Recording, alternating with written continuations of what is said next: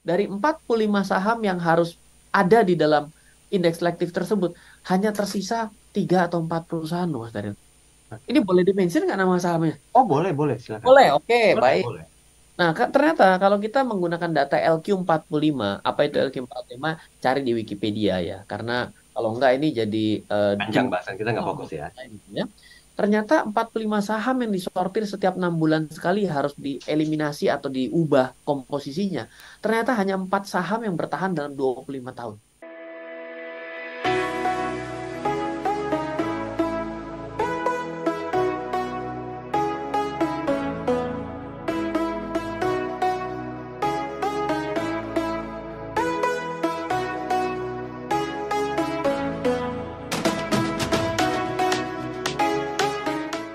Yuk, hari ini kita bahas lengkap sehubungan dengan perkembangan zaman yang katanya lagi resesi. Gimana sih cara pilih saham yang benar? Sudah hadir bersama dengan saya. Ini potongan rambutnya baru nih.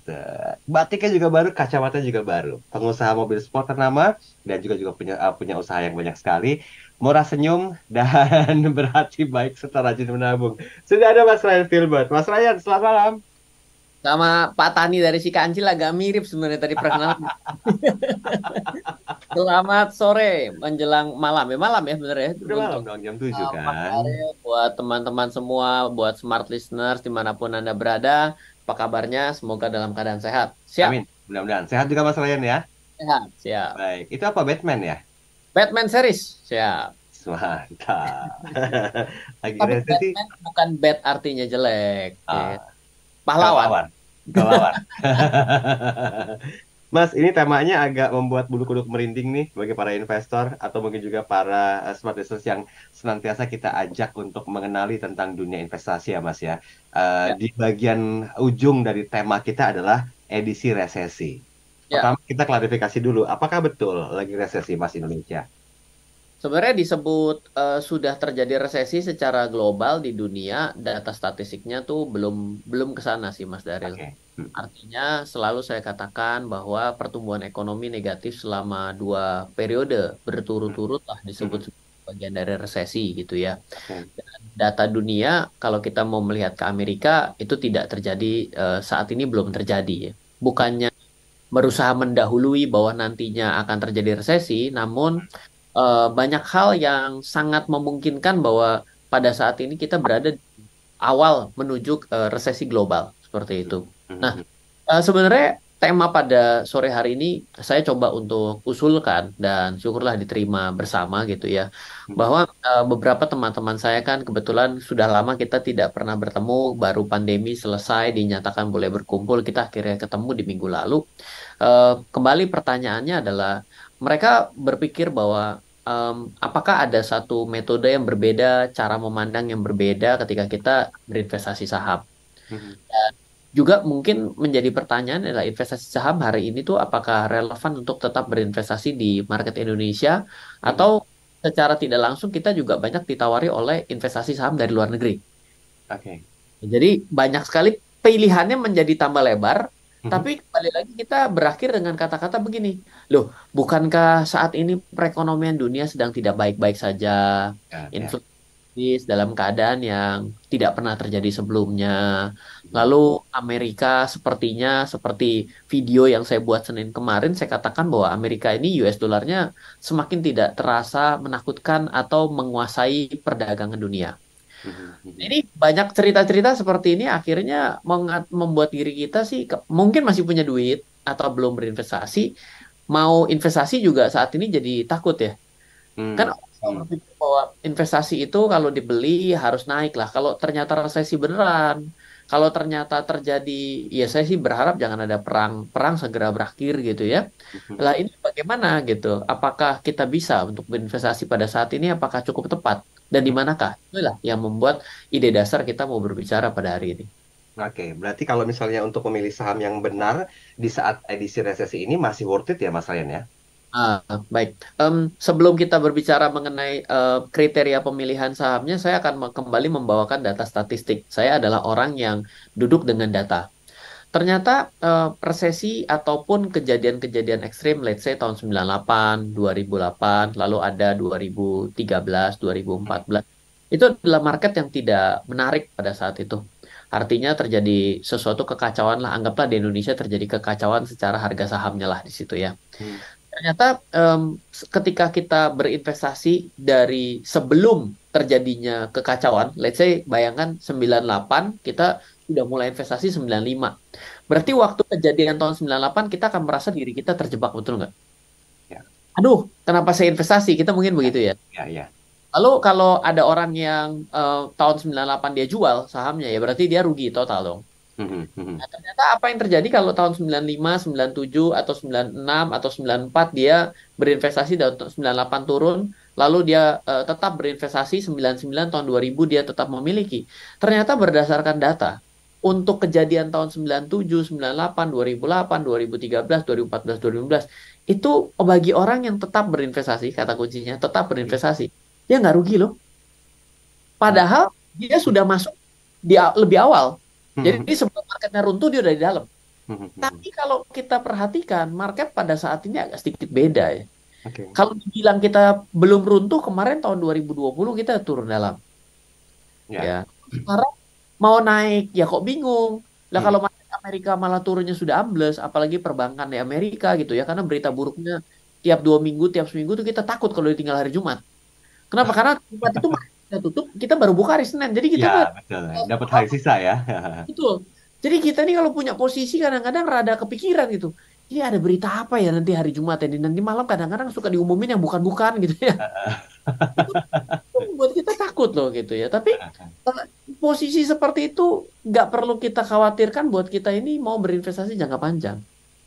Karena Oke. apa? Karena berdasarkan data kita selalu bisa mendapatkan keuntungan ketika kita tetap investasi dalam keadaan apapun. Tetap investasi dalam keadaan Iya, apapun. ini sebagai bentuk keyakinan diri terhadap apa yang kita pahami ya Mas Ryan ya, agar tetap bisa investasi. Oke, kita break sebentar ya. Dan tema kita adalah cara pilih saham yang benar di saat resesi atau di edisi resesi ya. Walaupun beberapa negara menyatakan, bukan negara sih, Indonesia sempat menyatakan juga bahwa kita baru sedikit merasakan dalam tanda petik ya, post resesi. Tetapi ini berbanding lurus dengan apa yang disampaikan Mas Ryan Filbert tadi di sesi pertama, bahwa kalau yang udah nyemplung sendiri di era 98 itu mereka fine-fine aja kok. Nah, apa sih rahasianya sehingga keyakinan kuat dan pemahaman akan sebuah investasi itu tetap ada dalam diri kita sehingga tidak ada ketakutan dalam berinvestasi. Nah, apakah permasalahan di 98 dan juga 2008 itu sama dengan yang dirasakan saat ini? Kalau dulu mitologinya bahwa UMKM itu sebagai penolong negara atau perekonomian saat resesi global. Tapi sekarang pun ternyata faktanya mereka terdampak juga. Nah, ini akan berbanding lurus dengan bahasan kita kalau kita analogikan dengan investasi. So, bagaimana Mas Ryan? Apakah memang cukup ideal untuk tetap melakukan investasi di masa resesi sekarang ini? Ya baik, kita tidak. Oke, saya mau tambahin sedikit ya. Per Hmm, hari ini saya baca dari pernyataan dari CFO dari Alphabet Incorporation atau Google ya. oke. Jadi dia memotong fasilitas-fasilitas yang ada di Google. Jadi Oh, itu kan salah satu startup tech yang memang proven sekali di Amerika.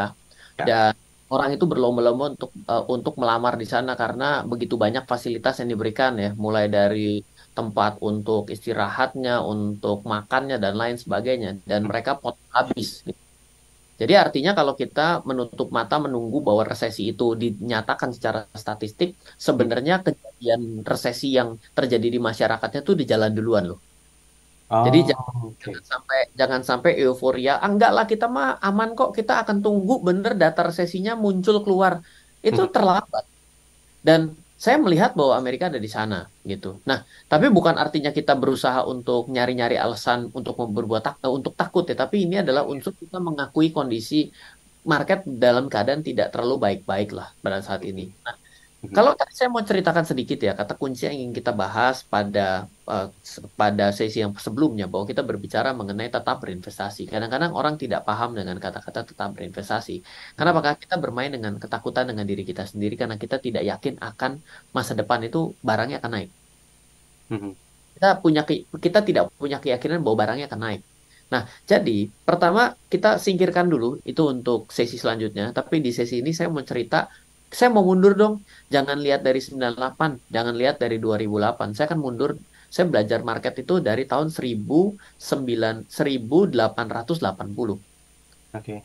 Nah, ternyata saya punya satu buku lagi yang baru saya dapat dan saya bagikan kepada tim saya. Cuma sayang saya lupa namanya. Ternyata dia sudah ada di abad 16, abad 17. Mm-mm. Ketika pada saat itu komoditinya itu bukan saham gitu ya, tapi ternyata adalah berhubungan dengan pertanian seperti itu. Mm-mm. Di sana ternyata yang dibicarakan adalah mereka melihat siklus gitu. Siklusnya kalau zaman dulu itu siklus pasang, lalu pas untuk astronomi ya. Kenapa? Karena memang kan kalau misalnya ada posisi posisi tertentu air akan pasang dan lain sebagainya ya. Ya.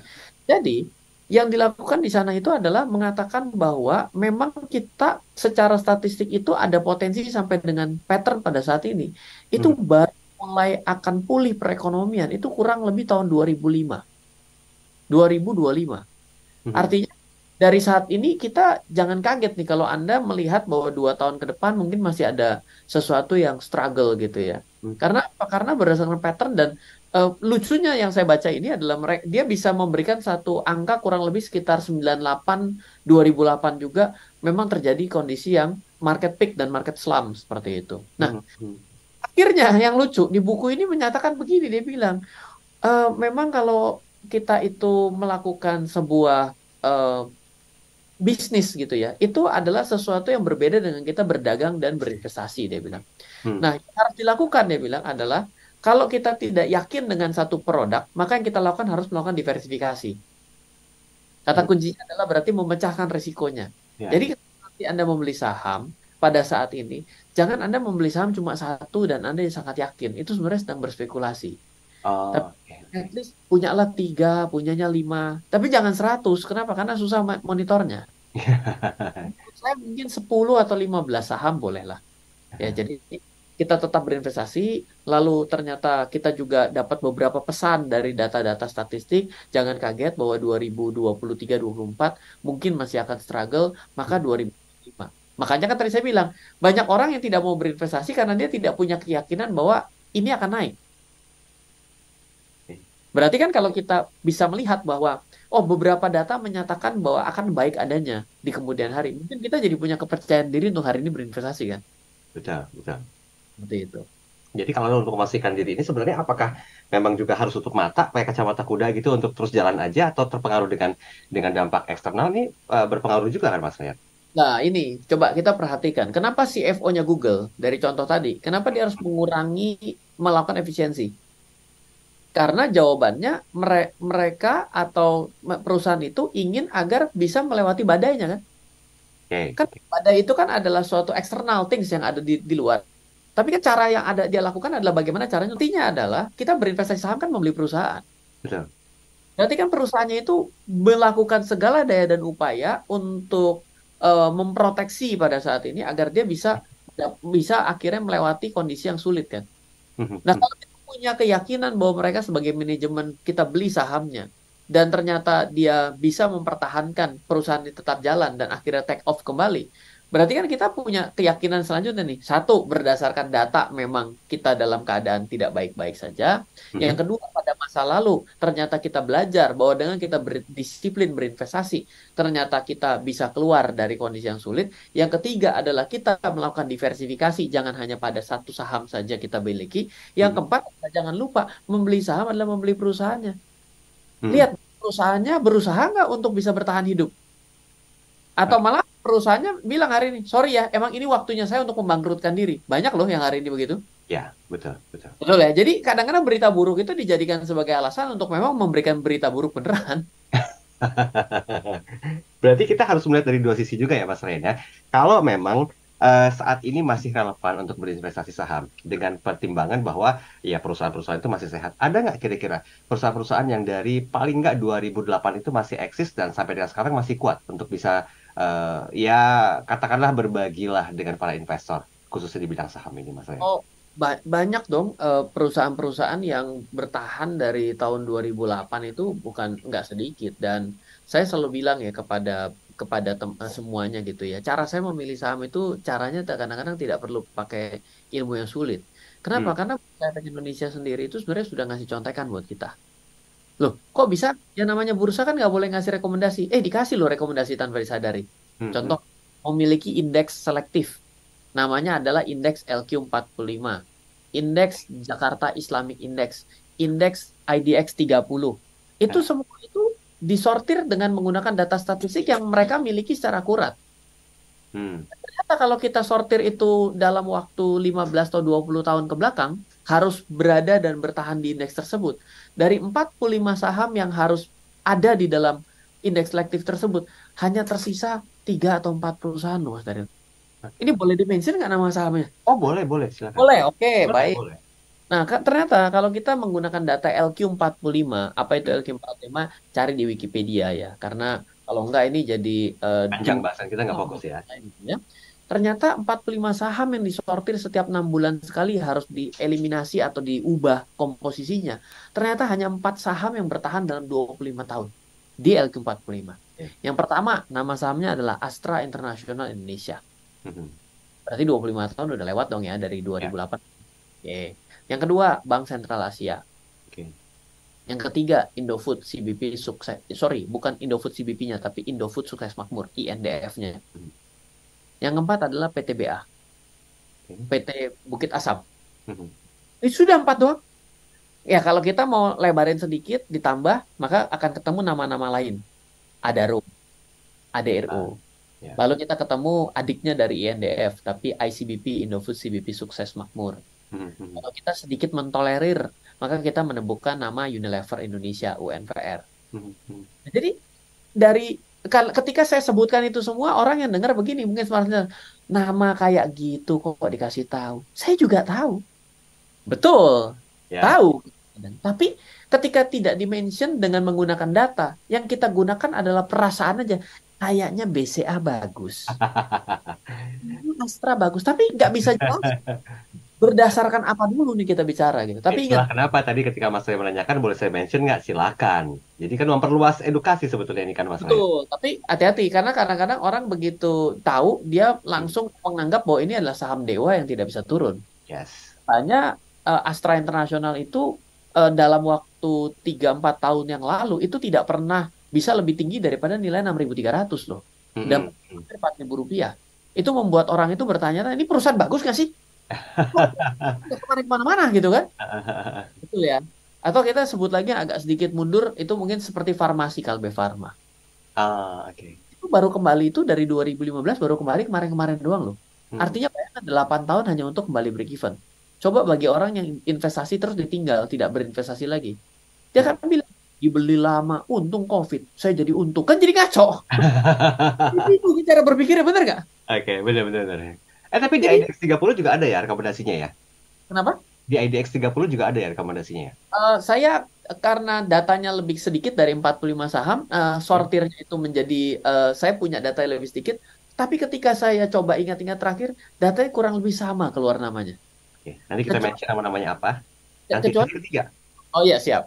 Mau kemana sih buru-buru banget? Masih 2 sesi Oh lagi. ya. Nah, Mas Ryan tadi sempat menyebutkan beberapa saham-saham dari LQ45. Mungkin ini akan kita teruskan sebagai sebuah bentuk apa ya, sedikit rekomendasi lah ya bahwa mereka-mereka yang disebutkan tadi itu worth it kok untuk tetap Anda lakukan apa namanya aktivitas investasinya di saham-saham tersebut. Mas, sorry to say Mas, untuk yang IDX 30 bagaimana Mas? Ada nama-nama kah yang bisa disebut? Ya, baik. Ketika kita berbicara, jadi metode yang dilakukan gini, Mas Daryl, ini bagian dari edukasi ya. Jadi Hmm. strategi untuk kita bisa memilih nama saham, itu kita bisa lakukan dengan beberapa cara. Yang pertama, kita bisa gunakan namanya kemampuan analisa teknikal kita melihat pergerakan harga. Itu udah rahasia. Ya. Hmm. Lalu kita bisa bicara mengenai data laporan keuangan. Hmm. Laporan keuangan itu kita membaca laporan keuangan, lalu kita coba proyeksikan dengan pendapatan dia, kira-kira harusnya harga saham dia sekian, begitu ya. Hmm. Lalu sebenarnya ada cara yang agak sedikit berbeda, yaitu kita menggunakan data yang disebut sebagai data kuantitatif. Jadi artinya data ini kita sortir dari beberapa sumber. Misal ya, jadi ketika tadi kita menggunakan data LQ45, di mana data LQ45 sendiri sudah disortir sedemikian rupa oleh ketentuan Bursa Efek Indonesia, artinya kan kita menjadi layer 2 dalam mensortir data tersebut, benar nggak? Data laporan keuangan, lalu data likuiditasnya, kita tidak lagi melihat. Kita serahkan itu kepada data statistik yang ada dari Bursa Efek Indonesia.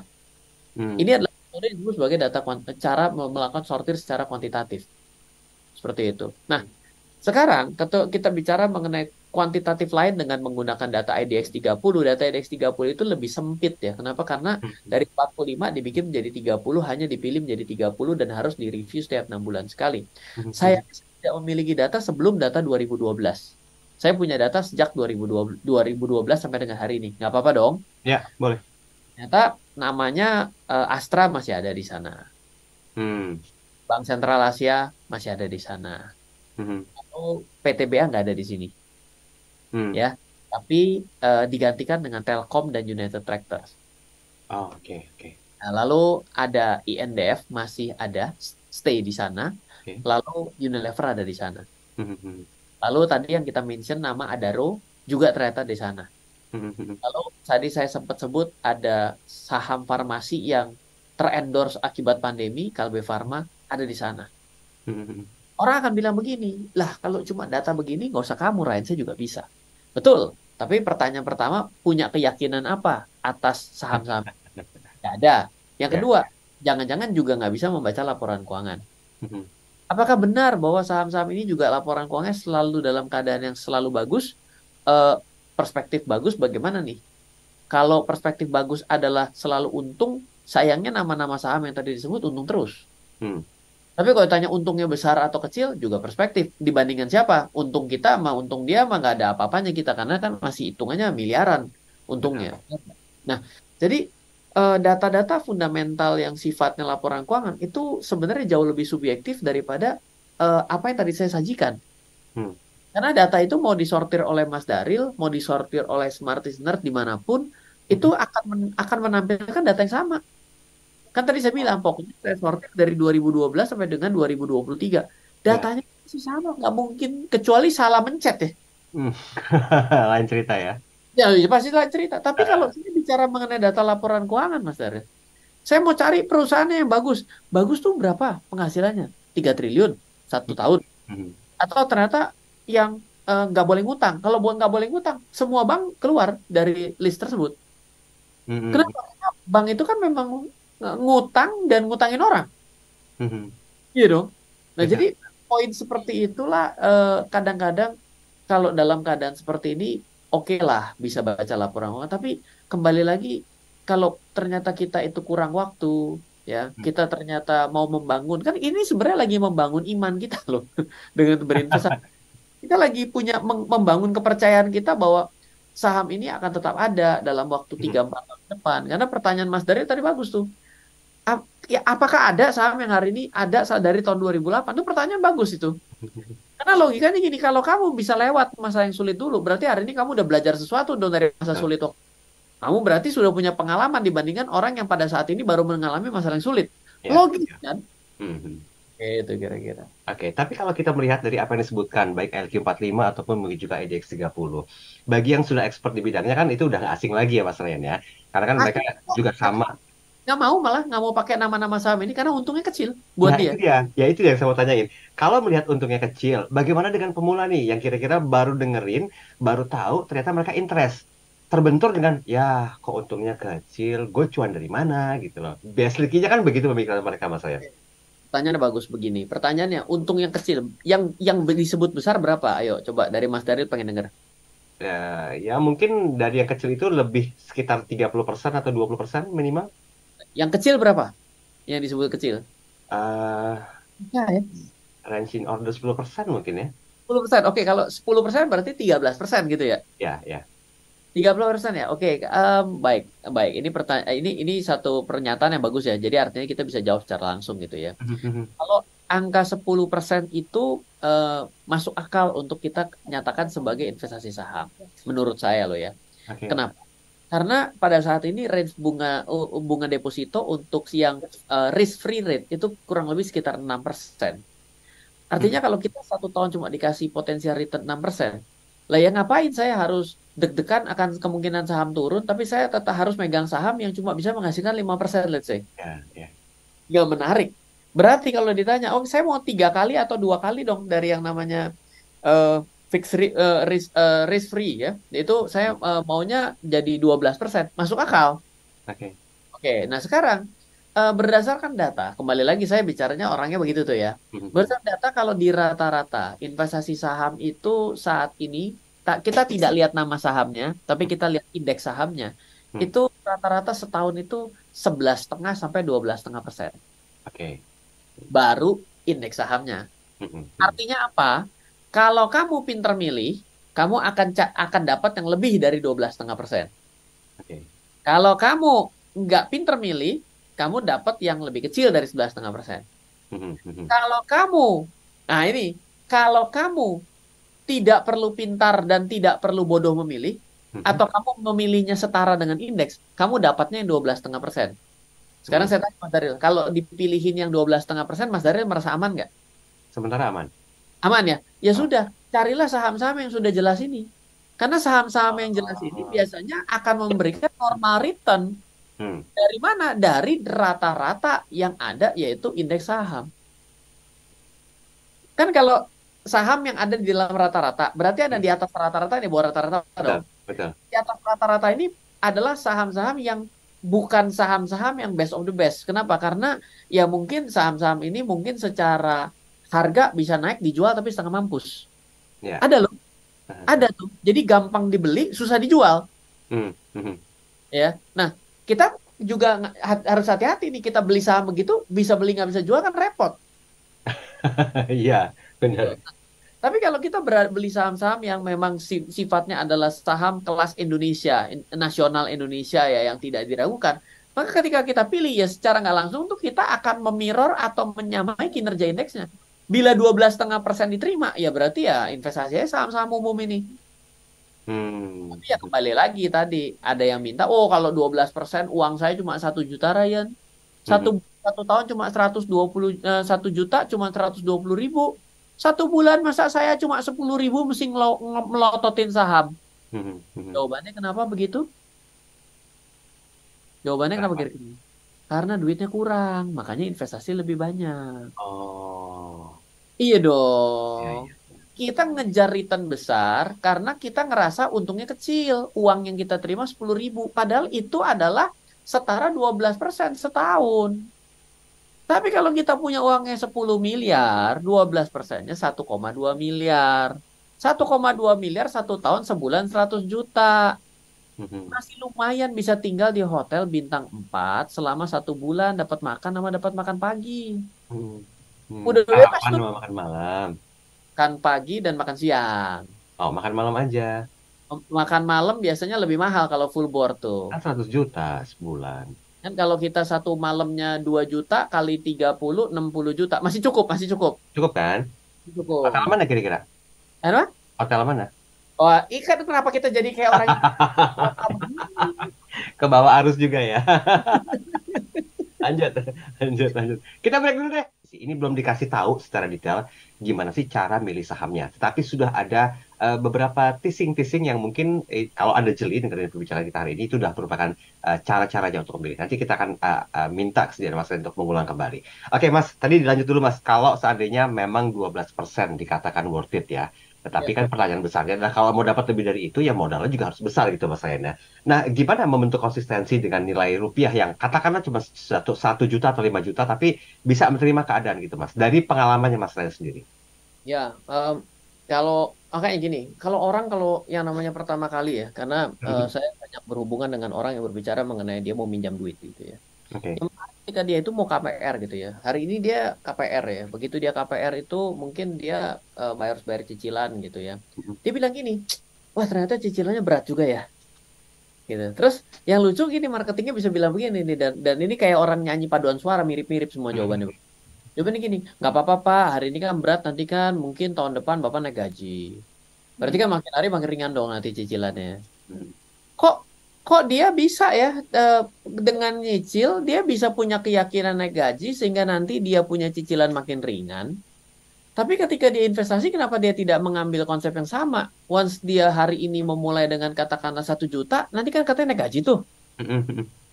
Ya, ya berarti akan makin ringan dong 1 jutanya. Ya udah jangan 1 juta biar menjadi tetap berat. Mulailah dengan 2 juta gitu bener nggak? Ya, ya. Kan Logikanya agak begitu ya. mirip aja gitu. Tapi kenapa kalau kita nyicil kita bisa tuh seolah-olah diberikan harapan bahwa tahun depan kita pasti naik gaji. Emang Hmm. yang pasti naikin gaji perusahaannya tahu banget. Emang situ siapa direkturnya? Owner. Owner malah maunya turun gaji loh. Iya, iya. Naikin diri buat diri sendiri ya. Lah iya, tapi ya owner yang bagus juga ya pasti harus inilah memperhatikan kesejahteraan karyawan ya. Tapi Contohnya Ryan Filbert gitu ya. ya nggak begitu. Amin gitu loh Mas. Nanti semua CV datang ke saya repot.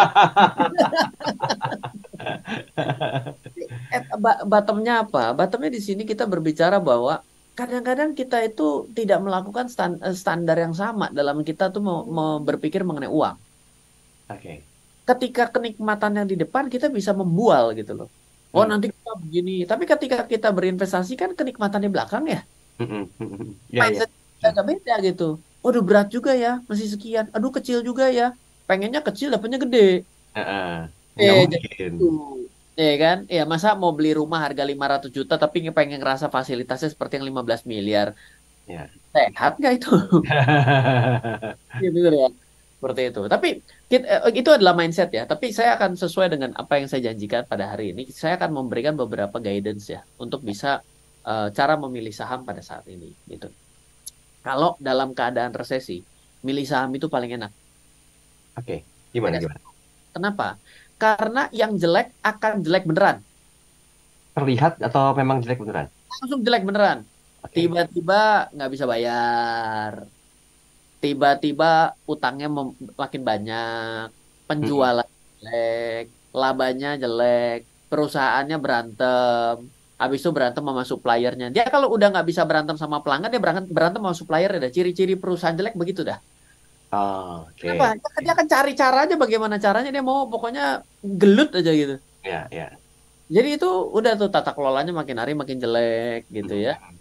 Terus tiap kali lewat di gedungnya ditempelin, belum membayar objek pajak. Ini ciri-ciri nih kalau negaranya berat, dia kagak bayar-bayar nih apalagi gue gitu ya. Ya, ya, ya, Udah ya. banyak tuh. Ah, ah, ah. Nah, jadi ketika dalam keadaan yang jelek ini enak karena babak eliminasinya tuh dilakukan ibaratnya dilakukan oleh semua pihak. Jadi Ah, jelek itu benar-benar jelek jelek dengan sendirinya gitu. ah, ah. Natural, Nah, natural. tapi pertanyaannya begini, kalau yang bagus apa nggak ikut jelek? Jelek juga, Hmm. tapi perusahaannya berinovasi. Wah, saya harus ngurangin karyawan ya. Nah, kita kadang-kadang kesel sama perusahaan begini. Kok jadi ngurangin karyawan loh? Ini ada cara dia untuk...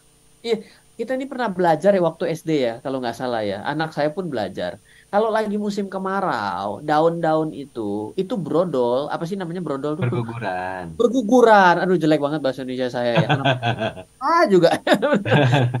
Berguguran. Loh, kenapa berguguran jadi jelek bentuknya? Iya, karena itulah cara untuk dia mempertahankan dirinya agar tetap hidup. Logis nggak sih?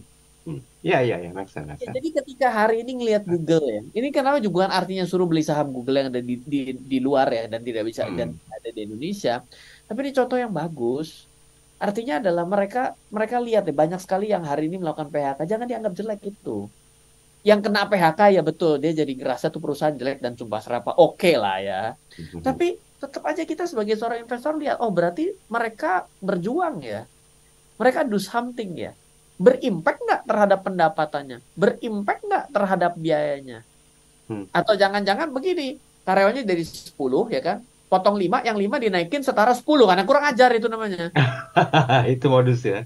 Iya, itu mah caranya buat ningkatin pendapatan yang satu, yang 5 ini gitu kan, gitu. Jadi kita melihat di sini lebih gampang. Yang jelek sudah minggir, yang bagus, yang berusaha untuk bertahan ini kita tinggal lihat upayanya berhasil nggak?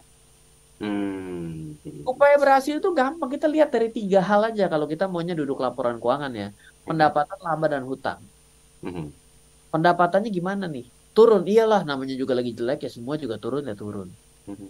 Tapi bisa mempertahankan laba loh. Kok mungkin iya dong dengan cara mengurangi biaya kan bertahan labanya. Mhm. Logis nggak? Ya, ya. Pendapatan turun tapi biayanya turun. Labanya ada tetap. Bisa. Oke. Nah, ngutang gimana ngutang? Perusahaan yang pendapatannya turun terus tapi utangnya makin besar, itu ciri-ciri perusahaannya mulai Jelek. kelihatan. Iya dong, karena dia tidak bisa berproduksi lebih bagus, labanya tidak bisa dicetak, cash flow-nya memburuk, utangnya makin banyak. Alamat nih. Ya, ya. Nah, kalau mau pakai laporan keuangan. Kalau tadi pakai data kuantitatif ke belakang. Mhm. Kita lihat lagi nih. Kan Bursa Efek 6 bulan sekali nih bikin babak eliminasi LQ45, JI30, IDX30, ada juga Kompas 100, Rika Hati. Lu sekarang kan banyak banget. IDX Value 30, IDX Dividend 30 dan lain sebagainya. Pakai aja itu data. Karena itu datanya yang mengkompil Pusat Statistik Bursa Efek Indonesia loh. Nggak mungkin Ryan lebih benar datanya daripada dia. Jadi kita pakailah data itu. Ya kembali lagi kalau nggak ya lihat price action, lihat statistik harga. Harga berapa saya beli, harga Tapi berapa kan, saya beli. tapi kan satu-satu kan, kalau berdasarkan apa yang sudah dirangkum kan lebih enak Mas Ren ya. Iya, ada orang yang masak harus masak sendiri baru enak makanannya. Ya, ya. Ada yang mau beli dimanapun kritiknya luar biasa tuh kayak adik saya karena dia tuh jago masak kan. Semua Hmm. masakannya orang ada aja ininya ada kritikannya. Kenapa? Ya karena dia paham, nggak salah gitu. Tapi kalau saya makanan ya apa bakso yang ini gimana? Enak. Besok dikasih bakso yang lain enak nggak? Enak juga. Bandingnya kemarin sama-sama enak gitu.